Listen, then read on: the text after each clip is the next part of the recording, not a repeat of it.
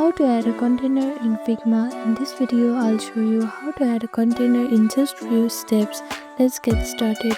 First, make sure you have downloaded Figma on the device. After that, open Figma app.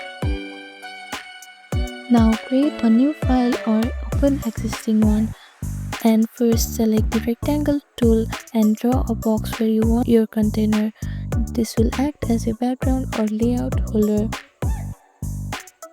Now apply a fill color, add borders, round corners or a drop shadow to style your container the way you like.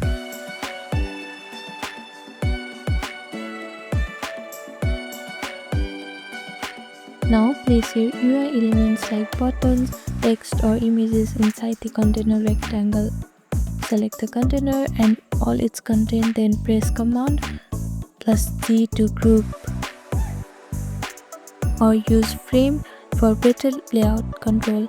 And that's it. This is how you add container on Figma.